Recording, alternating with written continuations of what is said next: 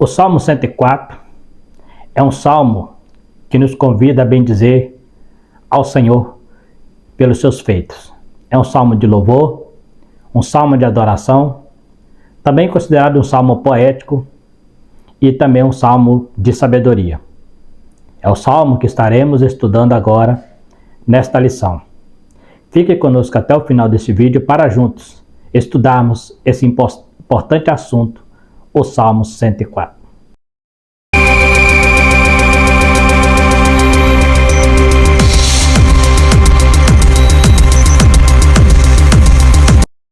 Quero cumprimentar a todos com a paz do Senhor. Sou o presbítero Marcelo, congrego na Igreja Evangélica Assembleia de Deus e aqui estamos comentando a lição de jovens, a lição número 10, que será ministrada no próximo domingo, dia 4. Estaremos falando sobre o Salmo 104, mais um dos salmos que o nosso comentarista tem escolhido para juntos estudarmos. Um salmo muito parecido com o Salmo 103, onde ele começa e termina nos convidando a bendizer ao Senhor. Este salmo é um salmo importante e estaremos estudando um pouco sobre ele, sobre a sua estrutura, sobre a sua mensagem e muito mais. Estaremos pesquisando aqui sobre o que este salmo tem a nos revelar. Então fique conosco até o final e esteja junto estudando esse salmo com a gente. Estaremos aqui trazendo algumas curiosidades voltadas para este salmo. Então estaremos aqui, o título da nossa lição é Bendiga ao Deus Criador. Lição 10, a lição de jovens, 4 de junho de 2023, a lição do segundo trimestre. O texto principal é, como está aí na referência, versículo 1, uma parte do 35, né? Que diz aí: Bendiz, ó minha alma, ao Senhor, Deus meu, tu és magnificentíssimo, estás vestido de glória e majestade. Bendiz, ó minha alma, ao Senhor, louvai ao Senhor. Salmo 104, versos 1 e 35. O resumo da lição: Deus é majestoso e glorioso, e suas obras revelam as suas magnificências. Por isso somos chamados a louvá-lo, meditar em seus feitos e bendizer por toda a sua vida. Então, esse será o tema que estaremos trabalhando em torno dessa visão que o Salmo nos traz sobre a glória de Deus, a sua majestade, né, como ele é magnífico. É um salmo que nos leva a entender, a buscar entender, melhor dizendo, a majestade de Deus e adorá-lo pela sua grandeza e também pelo privilégio de nós, sendo tão pequenos, sendo tão insignificantes como criatura, temos este privilégio de poder louvar esse Deus tão grande e poderoso. É uma grande honra para nós, é um privilégio, é uma graça de Deus podermos louvar ao Senhor. O salmista Davi, né, não sabemos se é Davi, alguns acreditam que seja a Septuaginta, por exemplo, mas nos convida a entender e a glorificar a Deus pelo seu poder e a sua glória. Então é isso que nós estaremos aprendendo aqui, bem dizer ao Senhor. Nesta lição, estaremos estudando o Salmo 104, sua estrutura e mensagem. Como hino de louvor, o salmista nos convida a louvar ao Senhor pelas suas maravilhas e sua glória, infinita e inacessível. Mostraremos porque devemos bendizer a Deus em nossa alma. Então é o que nós estaremos trabalhando aqui. A estrutura dele, entenderemos que é um louvor, também um hino de adoração, né? E ele vai nos trazer uma visão da glória infinita de Deus e também uma glória inacessível. É isso que estaremos trabalhando aqui. A glória e a majestade de Deus. O Salmo 104, estrutura do Salmo 104. Este salmo inicia e encerra com a expressão bendize. A semelhança do Salmo 103, o salmo dá uma interpretação das muitas vozes da natureza. Então o Salmo 103, alguns acreditam inclusive ser o mesmo autor, né, como se fosse uma continuação. Ele também começa com a palavra bendize e termina com a palavra bendiz, né? E este salmo ele nos dá uma interpretação das vozes da natureza, a maneira como a natureza fala, né? Nós chamamos isso na figura de linguagem, né, quando nós usamos a prosopopeia, que é quando a gente dá voz a algo inanimado. Então o salmista ele nos mostra, né, de uma maneira bem inteligente como nós podemos ver Deus através da sua natureza, como se a natureza falasse sobre o seu Criador, né? Ele está mostrando numa figura de linguagem que a natureza anuncia o seu Criador, né? Este salmo está relacionado aos capítulos 1 e 2 de Gênesis. É o salmo que enaltece o Criador. O salmo trata de todas as áreas do cosmos: mar, terra, nuvem, luz do sol, plantas, animais, luz e trevas, vida e morte. Não sabemos quem é o autor, mas a Septuaginta atribui ela a Davi. Então essa é a estrutura do Salmo. O que ele trata? A teologia dele é mostrando Deus como criador da natureza, como controlador da natureza, como sustentador de todas as coisas, o criador do universo, né? E como já está aqui escrito, não sabemos quem é o autor. A Septuaginta atribui ele a Davi, mas o original não nos deixa essa ideia de quem seria o autor. Importante entendermos que ele é um salmo que ele aponta para Gênesis capítulo 1 e 2, aonde a Bíblia começa ali narrando a história da criação e mostrando ali Deus como criador, né? Lá no início, né? Lá no capítulo 1 e versículo 1, no princípio criou Deus os céus e a terra, né? A terra era sem forma e vazia. Então essa terra, esse criar de Deus, esse salmo vem nos mostrando que essa criatura, essa criação de Deus, melhor dizendo, ela mostra a existência de um criador. Quando eu olho para a natureza, eu consigo ver através da natureza que existe algo, existe um arquiteto, existe alguém que criou. Esta é a visão que o salmo está nos mostrando, né? Que a criação, ela mostra o seu criador. E então ele usa uma figura de linguagem chamada prosopopeia, que é uma figura de linguagem da nossa língua portuguesa, onde dá voz a coisas inanimadas. Então ele mostra muita coisa. Ele fala sobre mar e terra, nuvem, luz do sol, plantas, animais, luz e trevas, vida e morte. Então é tudo que está relacionado aos capítulos 1 e 2 de Gênesis. Então o salmista, ele vai lá em Gênesis e traz para nós uma visão geral da criação e do seu Criador, né? Deus está vestido de glória e majestade. A natureza é como a veste da glória de Deus.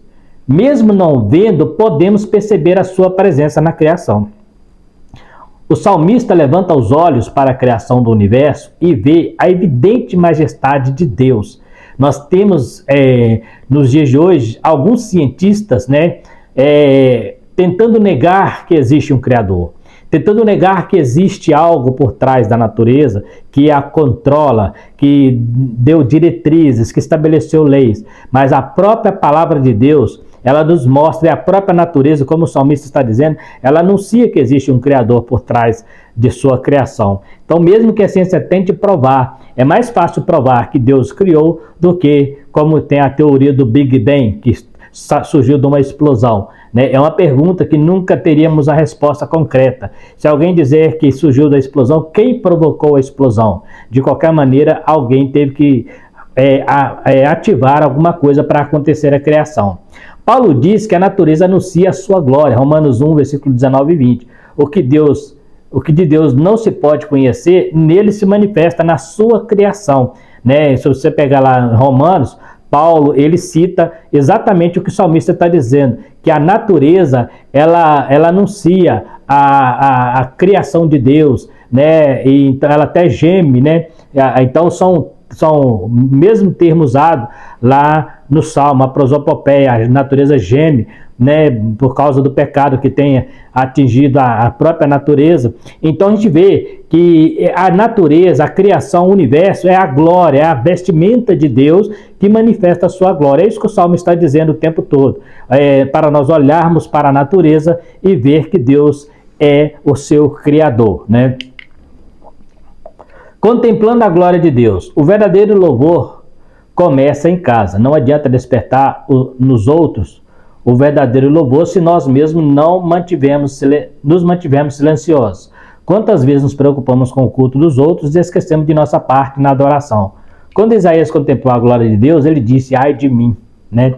Olha que interessante, o profeta Isaías, ele estava trazendo várias profecias para algumas nações, e ele sempre usava um termo ai de ti, né? Ai de ti, né? E quando ele chega no capítulo 6, que ele contempla agora a glória de Deus, ele viu ela com tanta magnificência que ele fala, ai de mim, né? Ou seja, naquele momento ele viu o tamanho da glória de Deus e ele se sentiu insignificante diante de tamanha glória e ele diz, ai de mim, porque sou pecador, né? Então ele mostra o ai de ti para as nações como um profeta, mas agora quando está com ele, ele fala, ai de mim, né? Porque é muito grande essa glória de Deus. O profeta Ezequiel, como estudamos em lições anteriores, ele conseguiu também contemplar esta glória de Deus, entrando no átrio do templo, né? O templo lá de Ezequiel, e saindo, né?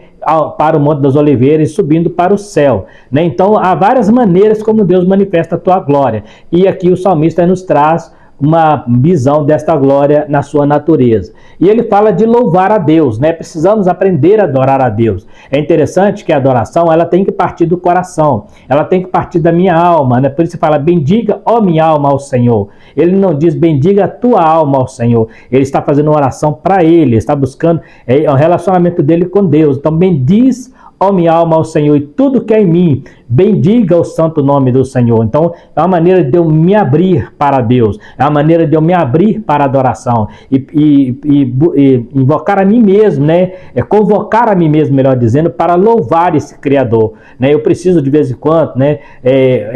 Como a gente costuma dizer, de vez em sempre, eu estar atento a isso. Salomão, quando ele escreve os seus provérbios, uma das coisas que ele muito usou nas suas ilustrações é contemplar a natureza, é contemplar e ele falar sobre a natureza. O próprio Jesus, quando ele fala sobre providência, ele fala, olhai para os lírios do campo, né? Olhai para os passarinhos. Então é uma maneira de entendermos como Deus trabalha, né? Ninguém fala para o passarinho aonde está o alimento, mas ele acha, né? Ele vai ali e acha o alimento, né? O lírio nasce lindo, né? E no outro dia é queimado, jogado ao fogo. Então ele fala como Deus cuida da natureza, ele cuida também do homem. Então a gente vê aí o próprio Cristo enaltecendo o cuidado de Deus sobre a nossa vida, né? Então não precisamos nos preocupar, porque nós sabemos que Deus, sendo o Criador do universo, tudo está no seu controle, nada foge ao controle de Deus. Ele é que estabeleceu leis. Quando ele chama Jó,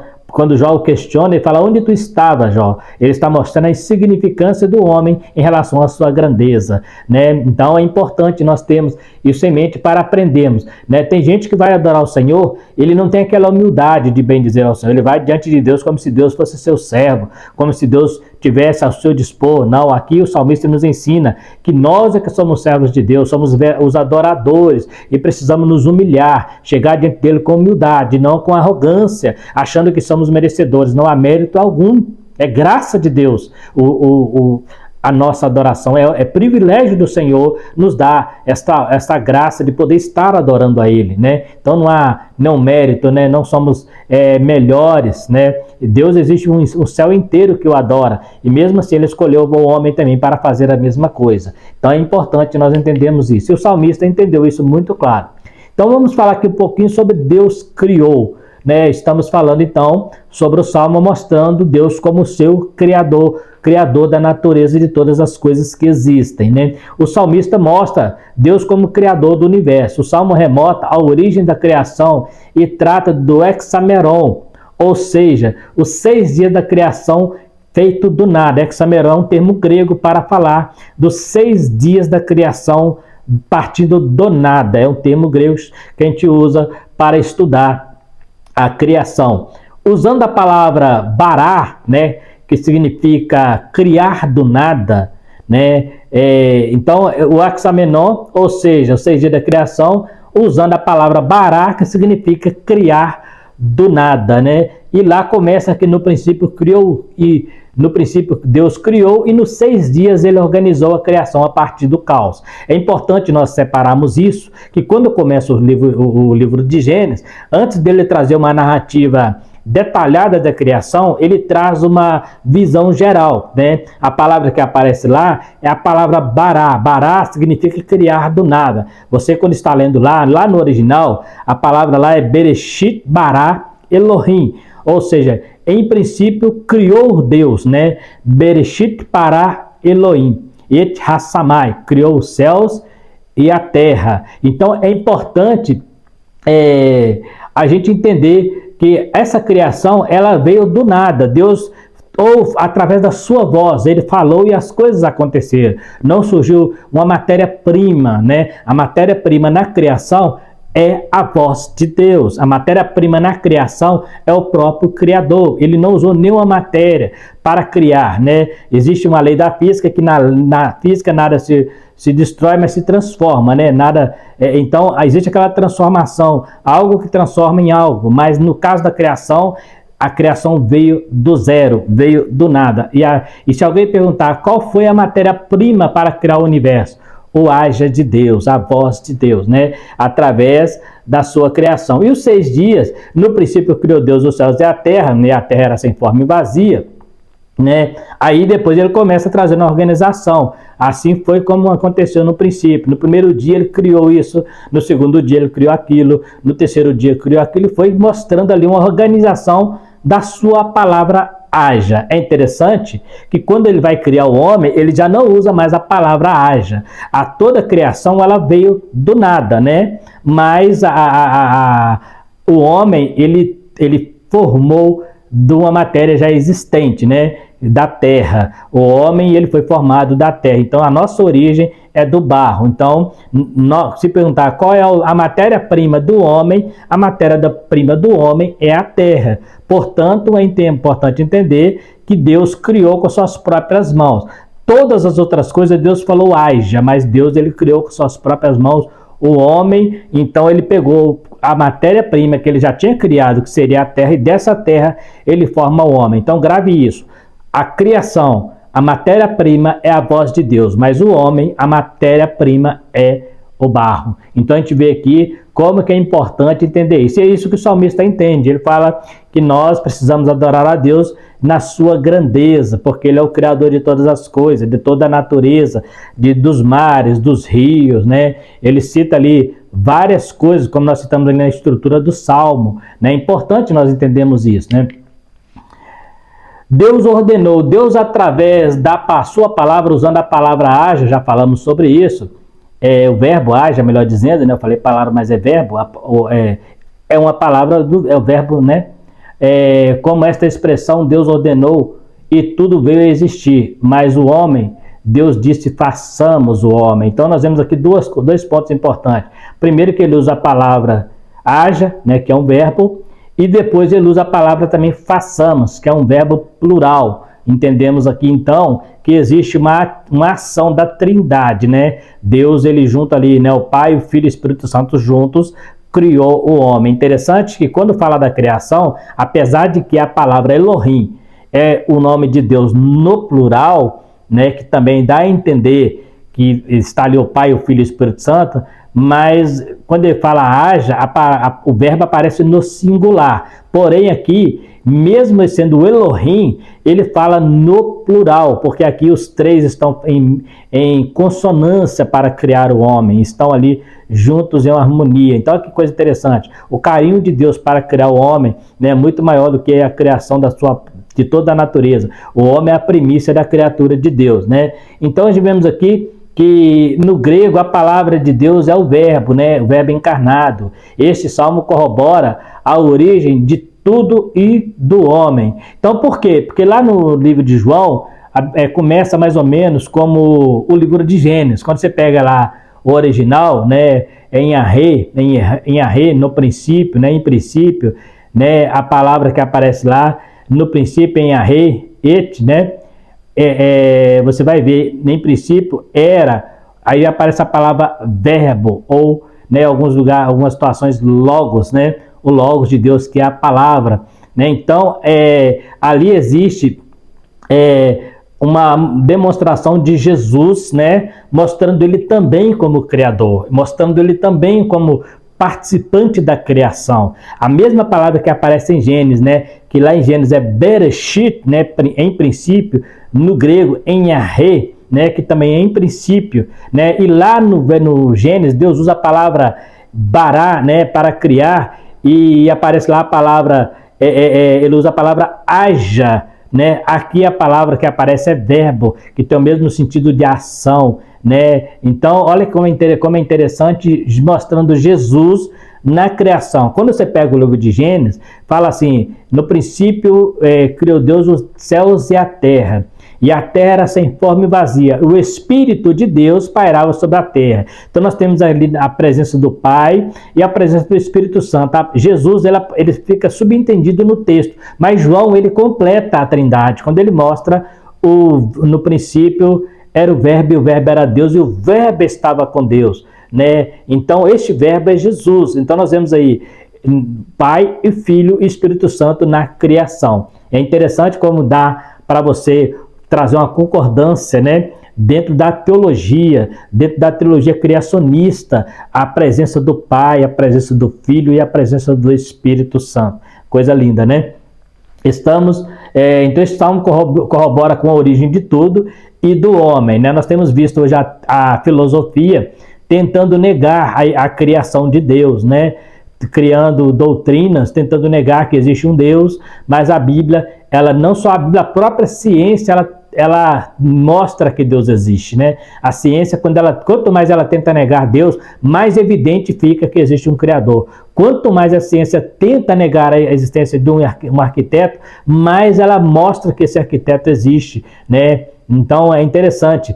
Existe uma história, né, que certa vez Isaac Newton, quando ele, né, se converteu, ele tinha um amigo que era ateu e diz que esse amigo não acreditava no universo, que Deus tinha criado o universo. E um dia ele resolveu criar um sistema solar, todo mecânico, pequeno, e colocou sobre a mesa, né? E quando o seu amigo entrou, ele viu aquele sistema solar bem montado ali, os planetas ali em torno do Sol, na sua rotação ali, na sua translação ali. Ele falou assim, mas que coisa linda, quem fez? E Isaac Newton fala, ninguém fez, surgiu aí. Como assim? Como que surgiu? Você apareceu em cima da minha mesa, né? E ele falou, não tem jeito, como que pode uma coisa dessa magnitude aparecer aí, uma coisa tão perfeita?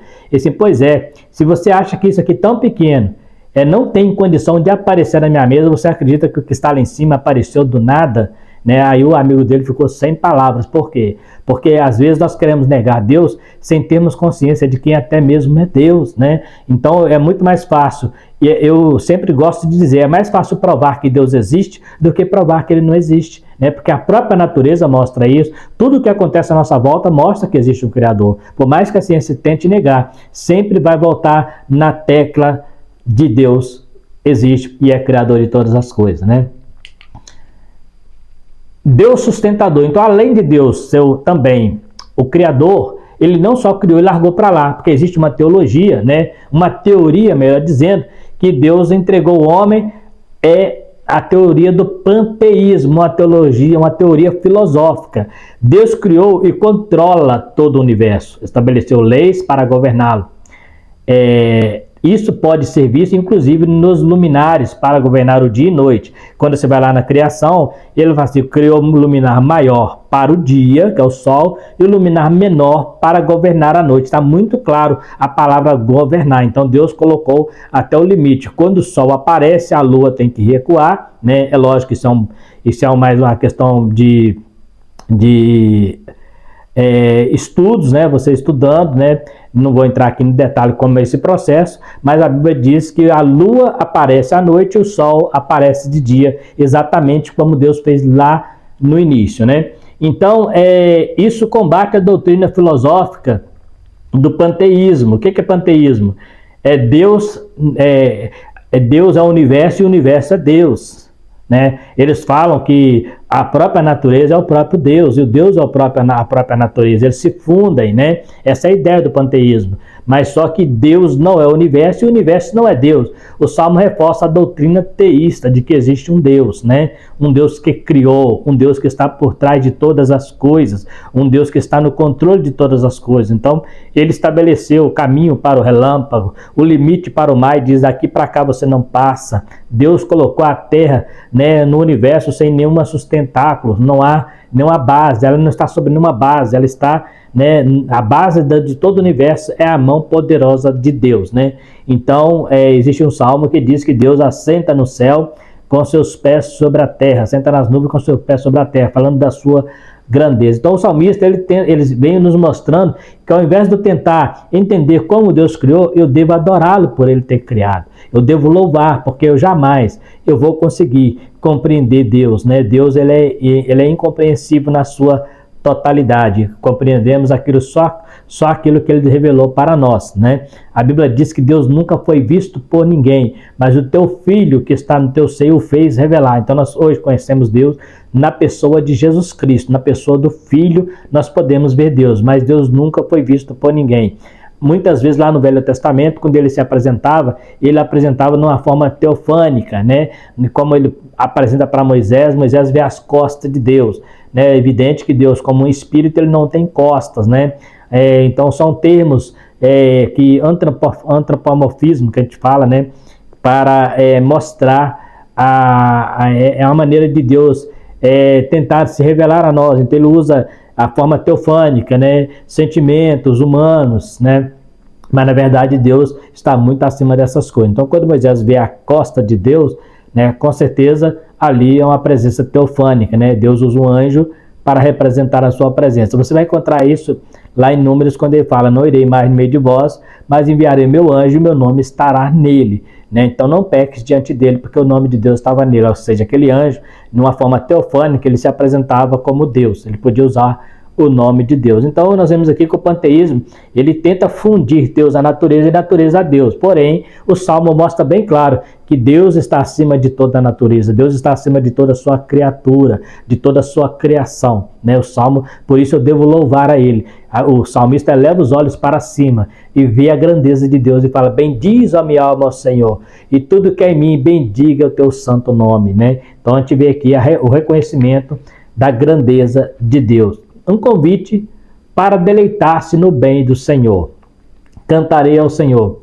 Devido ao conhecimento da majestade de Deus, o salmista nos convida a cantar a Ele. A sua majestade e magnificência mostra a nossa pequenez diante de tamanhas provas de um Deus tão grande e tão chegado, né? Eu gosto muito dessa referência de Deuteronômio 4:8, quando Moisés, né, ele começa ali na repetição da lei, ele chama o povo, né? E ali ele fala que nação há tão grande, que há Deus tão poderoso, tão chegado como o nosso Deus, que nos ouve toda vez que o chamamos. O que é que Moisés estava mostrando? Ele estava fazendo uma contradição com a idolatria. Porque enquanto o nosso Deus é muito maior, né, maior, na verdade, esse nome nem caberia para Deus, porque Deus é único, né? Não tem como eu comparar um Deus verdadeiro com um Deus falso. Então, como ele é único na sua grandeza, o que Moisés está mostrando é que enquanto os idólatras clamam ao seu Deus e não ouve voz, né? O salmista também diz no Salmo 115 que o nécio que diz que não há Deus, né, adora a idolatria, estátuas, imagens que não tem olho e não vê, tem boca e não fala. O nosso Deus, ele nos atende, mesmo na sua grandeza. Para que nação há tão grande, que tem a Deus tão santo, um Deus tão grande, tão chegado, que nos atende quando nós falamos com ele, né? Não é como uma imagem de idolatria, uma imagem de um ídolo, que você clama, ele fica inerte, ele fica calado, né? Ele não faz nada, né? Então é interessante como o salmista nos chama a adorar esse Deus, assim como Moisés, porque é um Deus chegado. Ele recebe o seu louvor, ele recebe a nossa adoração, ele recebe, né? Hoje vivemos época em que os cultos, né, tem mais adoração ao homem, mais antropomorfismo, né? Mais adoração ao homem, antropologia, adoração ao ser humano, né? Aos cantores, aos pregadores, do que adoração ao próprio Deus, né? Hoje culto de jovens, alguns jovens, né, não tenho nada contra, mas tem culto de jovens que eles fazem mais, parecendo mais um entretenimento do que, na verdade, do que um verdadeiro culto de adoração. E alguns até dizem, porque se não fizer isso, os jovens não vêm. Se eu não fizer um culto diferente, colocar luzes, fumaça e um monte de coisa mais, a juventude não vem. Olha que o salmista chamando você a bendizer ao Senhor com a alma. A sua alma não precisa de subterfúgio, né? O culto nosso pode ser um culto alegre, divertido, mas não precisa ser entretenimento, né? Tem que ser um culto de adoração. Deus tem que estar presente. Assim como Salomão, quando Deus desce a sua glória no templo de Salomão, diz a Bíblia que os sacerdotes tiveram até que sair de tanta glória. Então, se você quer uma fumaça no seu culto, peça a Deus a fumaça da sua glória, assim como colocou lá, e não fumaça artificial. Você quer luz brilhando? Peça a luz de Deus, a luz do Espírito brilhando no rosto das pessoas. A Bíblia diz que quando Moisés saiu do tabernáculo, o rosto dele brilhava tanto que tiveram que colocar um véu sobre o seu rosto. Então, nós estamos substituindo essa glória por coisas, né, materiais, né? Chega em certos cultos, eu lembro certa vez, eu não quero entrar aqui no mérito da questão, eu estava no culto, eu estava neste culto, e eles fizeram show de luzes e fumaça. Uma pessoa que não é cristã, passando do lado de fora, falou assim: isso aqui está parecendo mais uma discoteca. Então olha para você ver, até uma pessoa que não é cristã entendeu que estava fora do propósito da liturgia, né? Então você quer um culto de adoração, você que é jovem, entrega a sua vida para o Senhor, abre o teu coração, deixa Deus derreter a tua alma como um salmista, e você vai poder dizer: bendiz a minha alma ao Senhor. E você pode estar até no meio do mato, até no meio de uma mata fechada, onde não tem nada de subterfúgio, lá você vai sentir a presença de Deus. Não precisamos fazer nenhuma artimanha, não precisamos ficar fazendo. Se o jovem vem para a igreja porque ele quer se divertir, a igreja não é lugar de diversão, a igreja é lugar de adoração. Diversão é parque, né? Parque, vai para parque, então lá é lugar de diversão. A igreja é lugar de adoração. Se você não consegue derreter a tua alma na presença do Senhor, você está no lugar errado. O lugar de adoração na igreja é o lugar que você reconhece a sua fraqueza, a sua pequenez e entrega seu coração para Deus, entendeu? O que eu tenho visto hoje, né? Existem alguns pastores que eles estão tentando atrair jovens dessa maneira. São jovens que muito barulhento, o culto muito barulhento, mas não tem presença de Deus, não tem unção do Espírito Santo. Então você que é jovem, né? Se você já participou de um culto desse, analisa se realmente tem a ver com santidade, tem a ver com espiritualidade, ou é só, né, diversão, né? Ah, foi muito divertido, mas e a presença do Espírito Santo? Aquele Espírito Santo que faz você entender que você é pecador, que te faz cair de lágrimas muitas vezes, que te faz pedir perdão pelos seus pecados, te faz reconhecer a grandeza de Deus e a sua pequenez, né? Isso está envolvido neste culto? Ou foi só um momento de êxtase, né? Um momento de euforia, né? Que é passageiro, né? A gente precisa tomar cuidado com isso, não tentar substituir o culto, né? Substituir o culto por coisas banais.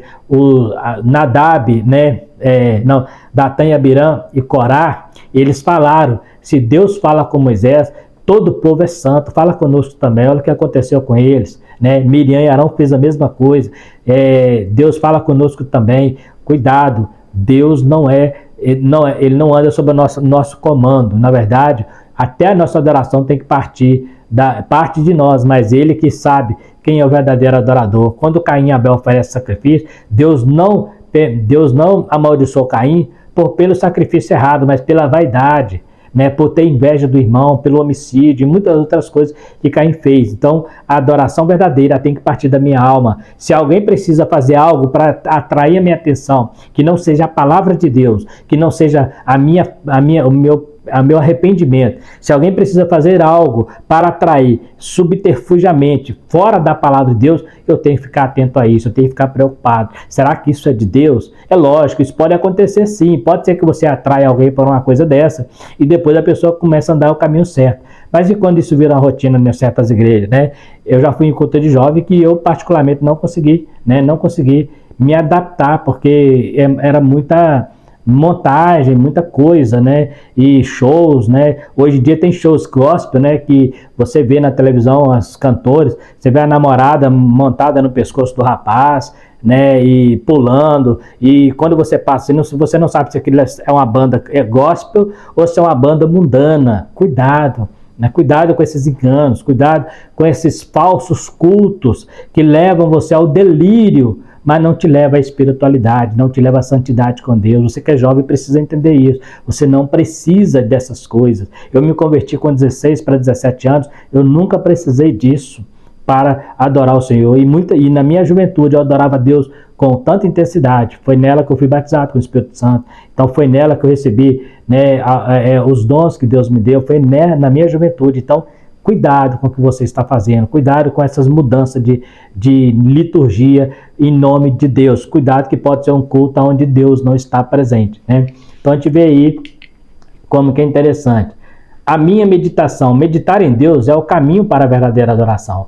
Precisamos meditar em sua lei todos os dias, como o salmista nos orienta através do Salmo. E fala que a sua palavra é minha meditação todo dia. Então, olha para você ver, se você começar a meditar na Bíblia todo dia, ler a Bíblia, né, todo dia meditar nela, eu tenho certeza que não vai precisar de ter nenhum subterfúgio para você adorar o Senhor. Você vai começar a entender pela palavra de Deus quando você precisa adorar o Senhor, né? Vivemos em uma época onde as pessoas não têm mais tempo para meditar nas coisas espirituais. Em um mundo capitalista, o homem não tem deixado espaço para meditar nas grandezas de Deus. Então, olha para você ver, na época que vivemos, né, nós temos um grupo que nós montamos para leitura bíblica. Estamos lendo 3 capítulos por dia, né? E graças a Deus uma boa parte das pessoas tem conseguido levar, mas muitos têm ficado no meio do caminho. E quando você vai analisar, é o máximo 10 minutos, 15 minutos para você ler 3 capítulos da Bíblia. E às vezes nós não achamos tempo para isso, né? Então é perigoso, a gente precisa tomar esse cuidado, né? Será que realmente não foi tempo que eu tive, ou será que eu me ocupei com outras coisas que não é espiritual, né? Hoje as pessoas não têm tempo de orar, não tem tempo de jejuar, não tem tempo de ler a Bíblia. Se você ler 3 capítulos da Bíblia por dia, 5 no domingo, você lê a Bíblia toda em um ano. E tem gente que ainda tem dificuldade para fazer isso. Mas tente fazer, esforce, mas não só ler, mas medite como salmista. A tua lei é a minha meditação todos os dias. Né? Não se tira férias de Deus, não se tira férias na vida espiritual. Você tira férias do trabalho secular, mas da vida espiritual você não pode tirar férias. Você que é um jovem, tirou férias da sua escola, mas você continua sendo servo de Deus. Vai para uma praia, lá você também é servo de Deus. Então você tem que ter sua Bíblia, tem que estar lendo, também orando, né? Ah não, ali eu estou 15 dias só para curtir minha vida, eu quero só zoar, então eu não quero saber nada de igreja. Tudo bem, de igreja até concordo com você, porque você está falando de um corpo, de uma congregação, mas a sua vida espiritual, ela precisa ser a mesma onde você estiver. Então onde você está, na escola, no trabalho, no dia a dia, num passeio, cuidado, você precisa estar atento a isso. O salmista fala, a minha meditação todos os dias. Ele não falou só sábado e domingo, todos os dias. Então, nesse mundo capitalista, onde as pessoas correm atrás de muito dinheiro, de escola, e sempre querendo melhor, trabalha muito, né, faz muita coisa, mas quando é para Deus, nós deixamos a desejar. Então, vamos tentar equilibrar essas coisas, né? Porque a gente precisa entender que nós temos um espaço em nossa vida que só é preenchido pelas coisas espirituais, né?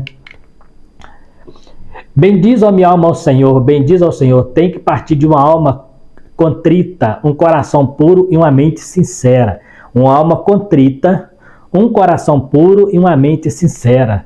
Né? Jesus disse para a mulher samaritana que Deus procura os verdadeiros adoradores, que o adoram em espírito e em verdade. Olha para você, ele fez questão de enfatizar, além de ser verdadeiros adoradores, tem que ser em espírito e em verdade. Eu acabei de falar agora há pouco sobre alguns cultos onde eles fazem montagens para atrair multidões de jovens. Mas será que são verdadeiros? Será que ali é em espírito e em verdade? Eu não quero lançar aqui nenhuma polêmica em relação à liturgia de certos cultos, mas eu fico com o pé atrás em muitos cultos que a gente tem visto por aí. E eu não estou falando só de outros ministérios, mesmo no meio pentecostal, aqueles também exageros, né, de reteté, aquele exagero de revelação né, vai expulsar um demônio, coisa que deveria fazer infração de segunda, a pessoa fica fazendo mídia. Né, fica fazendo mídia com aquilo, e ali fica entrevistando, e o endemoniado se torna a atração principal do culto. Cuidado com essas coisas. A atração principal do culto é Jesus, é a palavra de Deus. E o demônio, o que ele faz? Quando ele aparece em certos cultos, que ele começa a ser a atração principal, as pessoas param de focar em Deus e começam a olhar o que vai acontecer. Os adoradores viram plateia. Cuidado com isso. Você não é plateia numa igreja, você é um adorador. Então não vire plateia para assistir o que o pastor vai fazer com o endemoniado, o que o pastor vai fazer com aquela pessoa que vai ser curada. Não, você também é um adorador, você também tem poder de expulsar demônio e de curar enfermo. Então não seja plateia no culto, mas seja adorador. Os verdadeiros adoradores adorarão o Pai em espírito e em verdade. Adorar a Deus é algo que tem que partir de nossa gratidão e deve ser espontâneo. Não deve ser algo forçado. Eu tenho que sentir desejo de estar adorando ao Senhor, né? Vamos aqui, estamos na nossa conclusão. Então, nesta lição aprendemos que Deus é o Criador de todo o universo e nós devemos adorá-lo pelas suas maravilhas e magnificência.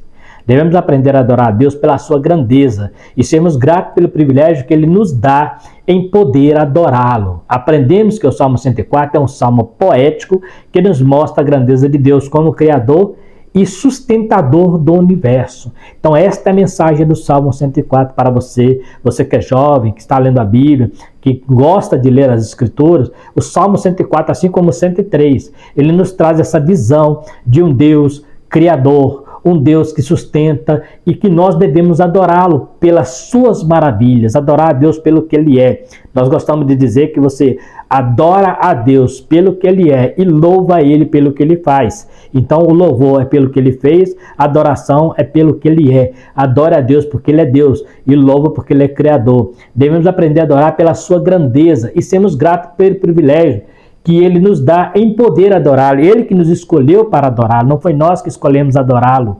Ele escolheu para nós, nos colocou na posição de filho para sermos adoradores. Observa que Jesus procura verdadeiros adoradores que o Pai mesmo escolhe para adorá-lo, né? E olha que Ele não precisa disso, é interessante. Quando você vai para se tratando de Deus, Deus tem um universo, a própria natureza, o salmista diz que adora a Deus. O céu inteiro adora a Deus, a sua glória, os céus dos céus, os anjos, querubins, serafins, toda a hoste celestial adora a Deus. Mas mesmo assim Ele escolheu você também para adorá-lo, para fazer parte deste grupo, para fazer parte desse cortejo de adoração.